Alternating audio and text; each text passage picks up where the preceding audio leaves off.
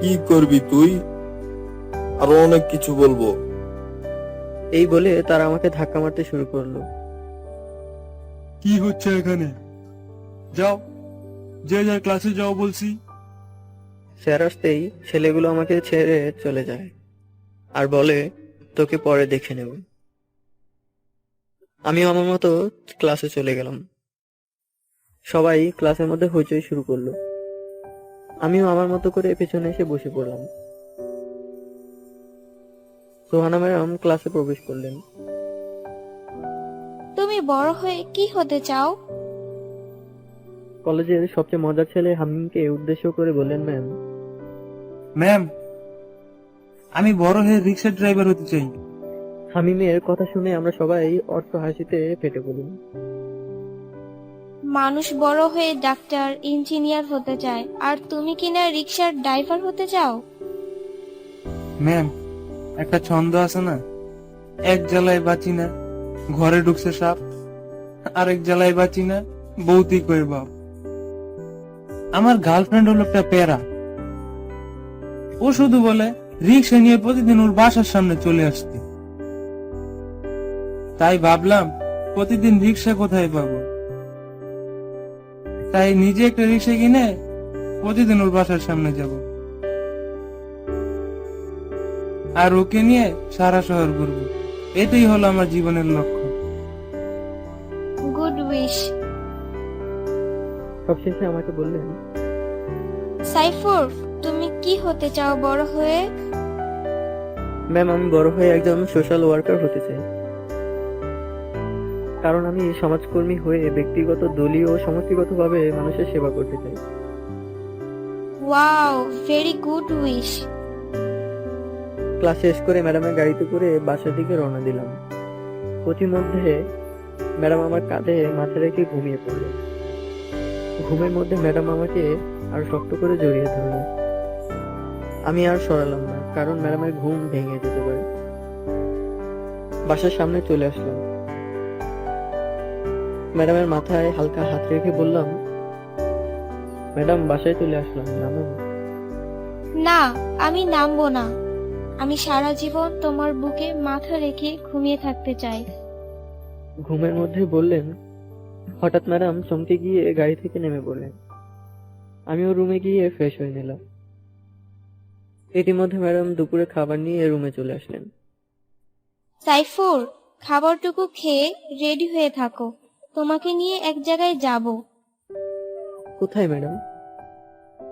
জাহান্নামে। তাড়াতাড়ি রেডি হয়ে থাকো। আমরা রেডি হয়ে ম্যাডামের গাড়িতে করে চললাম।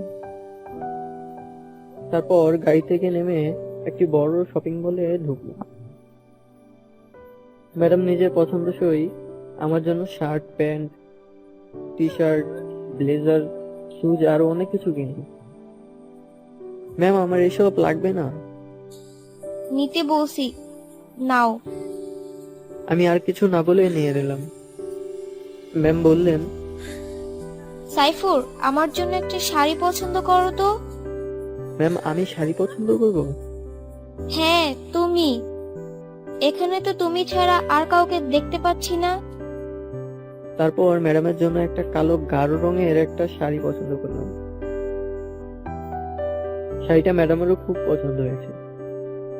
তারপর সব কেনাকাটা শেষ করে আমরা বাসার দিকে রওনা দিলাম। গাড়ি চলাকালীন সময়ে ম্যাডাম যা বললেন, আমি রীতিমতো হতভম্ব। তোমার গার্লফ্রেন্ড আছে? ম্যাডাম আবার গার্লফ্রেন্ড? How funny! আমার মতো গরিবের সাথে কেউ কখনো প্রেম করবে? নেই তো কি হয়েছে, খুব তাড়াতাড়ি হয়ে যাবে।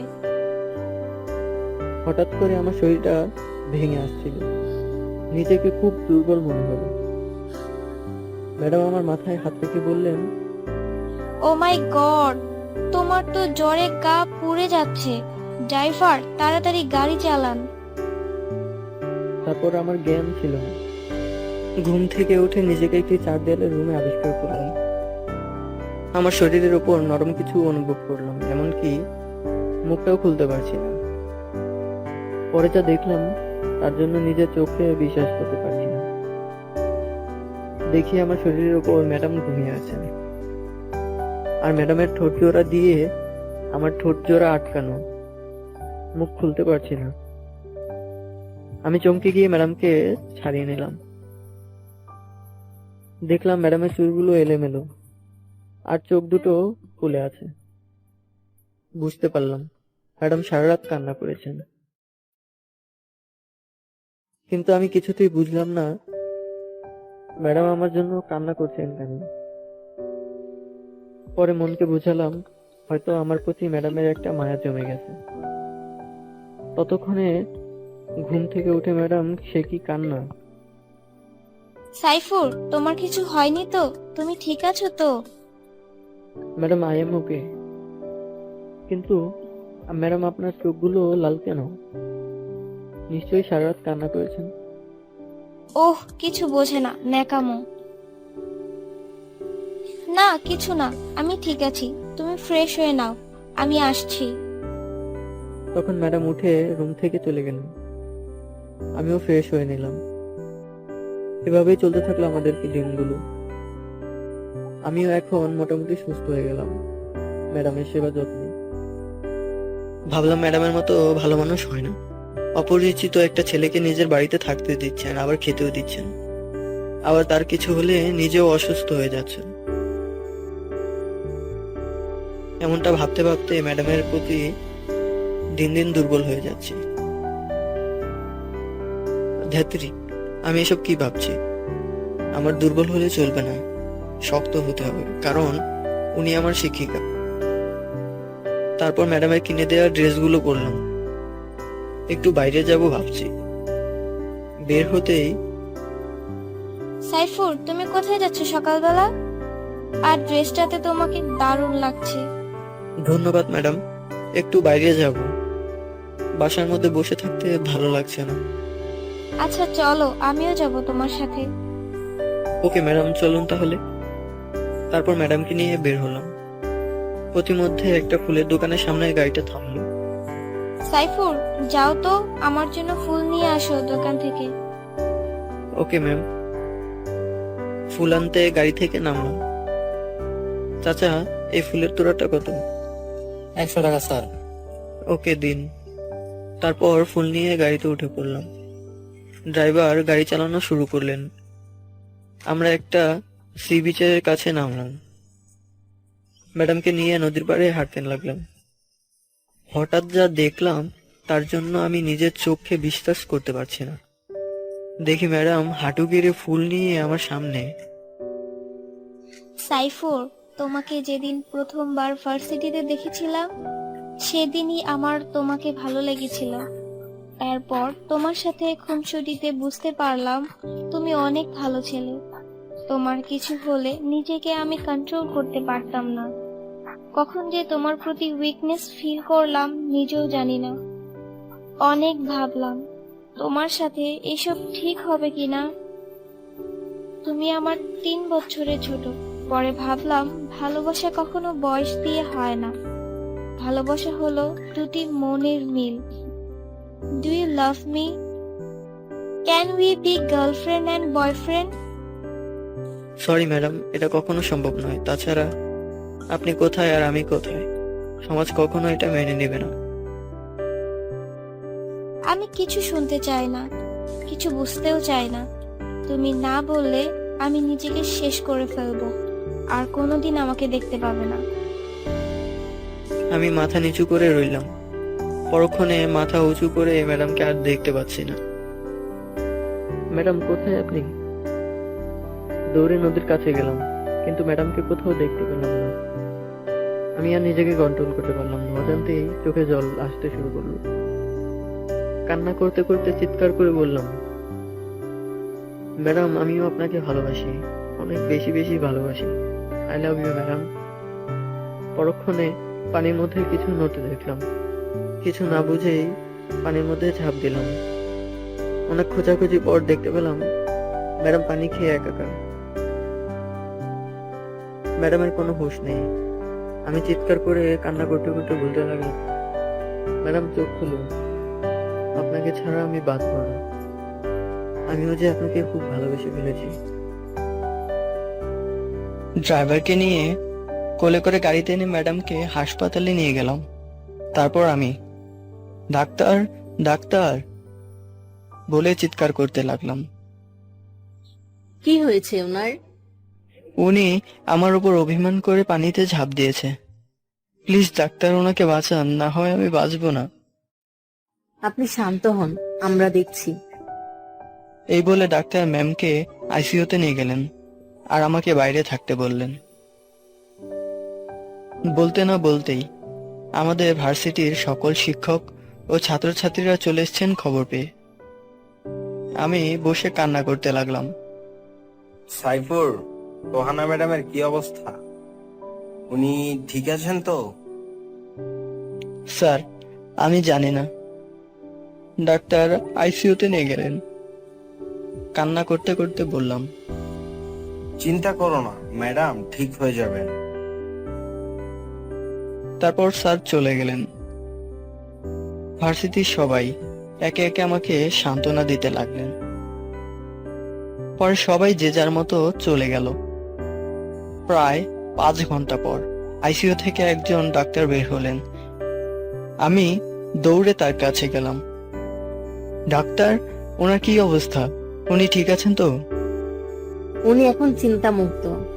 আমরা ঘুমের ইনজেকশন দিয়ে ওনাকে ঘুম পাড়িয়ে দিয়েছি। আমি একটা হাসি দিলাম। ডক্টর, আমি কি ওনার সাথে দেখা করতে পারি? আপনি ওনার কে হন? জি, মানে আমি ওনার হাজবেন্ড। ও আচ্ছা, যান, কিন্তু ঘুম ভাঙাবেন না। ওকে ডাক্তার, থ্যাংক ইউ। তারপর এক দৌড়ে ম্যামের কক্ষে প্রবেশ করলাম। তারপর দেখলাম ম্যাম নিষ্পাপ শিশুর মতো ঘুমিয়ে আছেন। আমি ম্যামের মাথার কাছে এসে বসলাম। ম্যামের কপালে আমার ঠোঁটের কমল পরশ এঁকে দিলাম। ঠোঁটে কিস করতেই ম্যামের ঘুম ভেঙে গেল। ম্যাম আমাকে ঝাটকা দিয়ে সরিয়ে দিলেন। আমি এখানে কেন? আমি এখনো মরিনি কেন? আর তুই আমার কাছে কেন? তুই তো আমাকে ভালোবাসিস না। আমার ভালোবাসা তো তোর কাছে করুণা মনে হয়। সরে যা এখান থেকে, আমি তোর মুখ দেখতে চাই না। ম্যামকে আর কথা বলতে না দিয়ে ম্যামের ঠোঁট জোড়া চেপে ধরলাম আমার ঠোঁট দিয়ে। ম্যাম ধাক্কা দিয়ে ছাড়ানোর ব্যর্থ চেষ্টা করলেন, কিন্তু পারলেন না। তারপর তিনিও শান্ত হয়ে যান। আমার সাথেই রেসপন্স দিচ্ছেন। এভাবে কতক্ষণ ছিলাম জানি না। হঠাৎ কারো কাশির শব্দে আমাদের হুঁশ ফিরল। তাকিয়ে দেখলাম আমাদের ভার্সিটির সিনিয়র সিনথিয়া আপু ও আমার ক্লাসমেটরা দরজায় দাঁড়িয়ে মুচকে হাসছে। আমি আর ম্যাডাম দুজনেই খুব লজ্জা পেলাম আর নিজেদের সামলে নিলাম। হয়েছে হয়েছে, আর লজ্জা পেতে হবে না। 20 মিনিট ধরে দাঁড়িয়ে ফ্রি সিনেমা তো দেখেই নিলাম। ভার্সিটির সিনিয়র সিনথিয়া আপু, উনি আমার অতীতের ক্রাশ ছিল। একবার প্রপোজও করেছিলাম। উনি রাজি হয়নি। উনি বলে আমি নাকি পিচ্চি পোলা। এবার তো দেখিয়ে দিলাম আমি কি পারি, সামনে দেখেন কি হয়। সিনথিয়া আপুকে মিন করে মনে মনে বললাম। তারপর আমি উঠে রিসিপশনে গিয়ে টাকা জমা দিয়ে ম্যাডামের রিলিজ লেটার নিয়ে আসলাম। রুমে ঢুকতে দেখি সিনথিয়া আপু ও তার বান্ধবীরা ম্যামের সাথে হেসে হেসে কথা বলছে। আমি ঢুকতেই, কি দুলাভাই, কি খবর? ভালোই তো চলছে সিনেমা। সিনথিয়া আপু জোরে হেসে বললেন। আমি লজ্জা পেয়ে মনে মনে বললাম, তামাশা দেখেছো? ক্রাশের মুখেও আজ দুলাভাই ডাক শুনতে হয়। আল্লাহ সিনথিয়া আপু যেন জীবনও বিয়ে না হয়, দোয়া কইরা দিলাম। তারপর ম্যাডামকে রিলিজ করে ম্যাডামের বাসায় চলে আসলাম। আমি ম্যামকে কোলে করে ওনার রুমে নিয়ে শুয়ে দিলাম আর আমি ফ্রেশ হতে আমার রুমে চলে গেলাম। বিকেলবেলা ম্যামকে দেখতে তার রুমে চলে আসলাম। তারপর ম্যামকে ডাক দিলাম, কিন্তু কোনো সাড়া শব্দ পেলাম না। চিন্তায় পড়ে গেলাম। ম্যাডামের কোনো বিপদ হলো না তো? রুমে এসে ম্যামকে খুঁজতে লাগলাম, কিন্তু কোথাও খুঁজে পাচ্ছি না। হঠাৎ দেখি ম্যাডাম ওয়াশরুম থেকে বের হচ্ছে। হ্যাঁ, আমাকে দেখা মাত্রই আ জোরে চিৎকার করে উঠলেন। শয়তান, তুই আমার রুমে কি করছিস? বের হ বলছি। বারে, আমি আমার বউয়ের রুমে আসবো না তো কি আসবে? আমি তোর কেমন বউ? তোর সাথে কোন জন্মে আমার বিয়ে হয়েছে? বিয়ে হয়নি তো কি হয়েছে, হয়ে যাবে। জানো, তোমাকে আজ খুব বিশ্রী দেখাচ্ছে। ওয়াক। কি বললি তুই? কুত্তা, বান্দর, পেতনির জামাই, রাক্ষসের দেবর আমাকে বিচ্ছিরি দেখাচ্ছে? দাঁড়া, তোর একদিন আর আমার যে কয়দিন লাগে। আমাকে মারার জন্য ধাওয়া করছেন, আমিও দিলাম তোর।